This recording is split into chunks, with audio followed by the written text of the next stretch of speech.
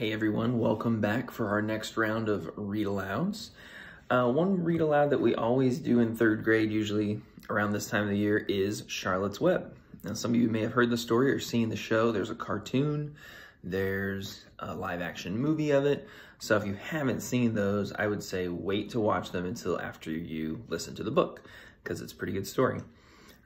My paper copy's at school, of course, so I had to download the digital copy, so I'll be reading from my iPad over here. But here's the cover art from the copy that I have in school. It's by E.B. White, and it is a classic, considered a classic, and it was originally written, the copyright date is 1952, so quite old, but because it's a classic, it holds up to the test of time.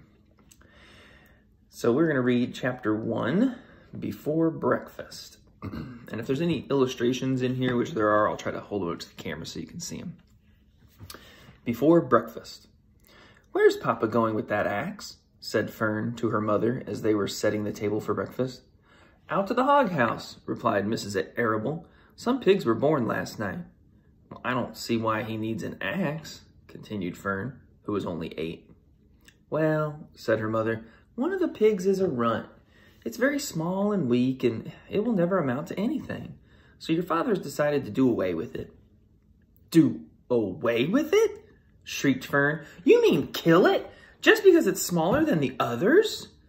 Mrs. Arable put a pitcher of cream on the table. "Don't yell, Fern," she said. "Your father is right. The pig would probably die anyway." Fern pushed a chair out of the way and ran outdoors. The grass was wet, and the earth smelled of springtime. Fern's sneakers were sopping by the time she caught up with her father. "Please don't kill it," she sobbed. "It's unfair." Mr. Arable stopped walking. "Fern," he said gently, "you will have to learn to control yourself." "Control myself?" yelled Fern. "This is a matter of life and death, and you talk about controlling myself?"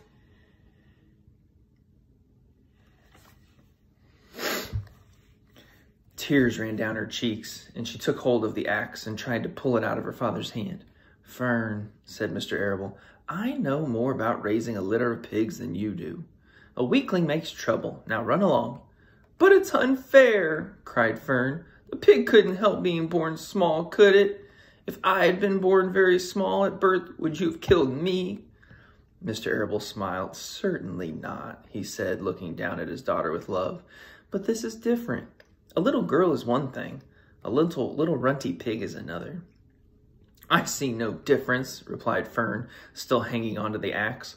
"This is the most terrible case of injustice I ever heard of."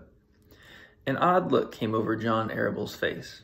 He seemed almost ready to cry himself. "All right," he said. "You go back to the house, and I will bring the runt when I come in. I'll let you start it on a bottle, like a baby. Then you'll see what trouble a pig can be." When Mr. Arable returned to the house, half an hour later, he carried a carton under his arm. Fern was upstairs changing her sneakers.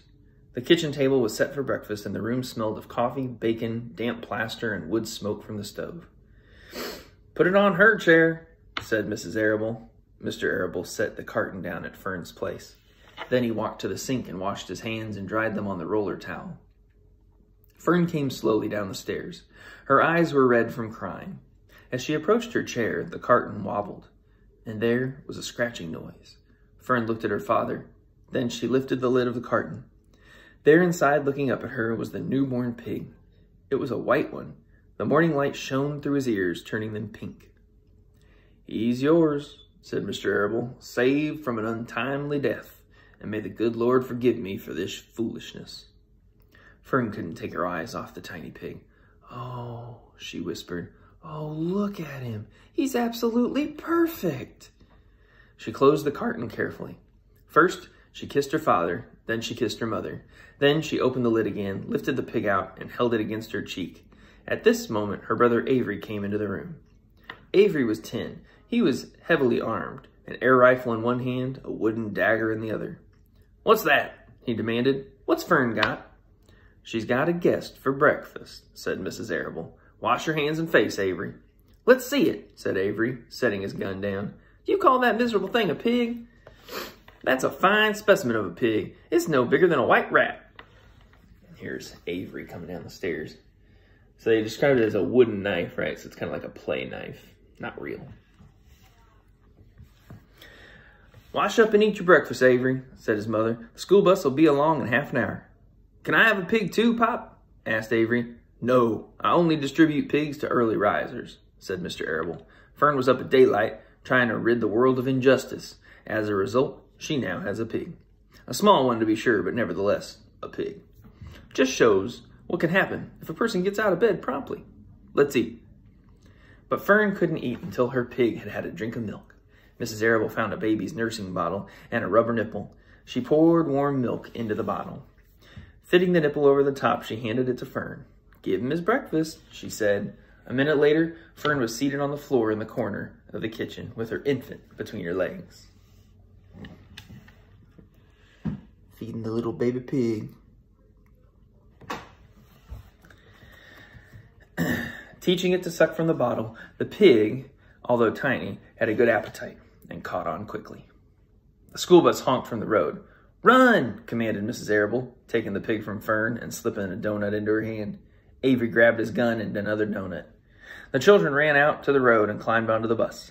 Fern took no notice of the others in the bus. She just sat and stared out the window, thinking what a blissful world it was and how lucky she was to have entire charge of a pig. By the time the bus reached school, Fern had named her pet, selecting the most beautiful name she could think of.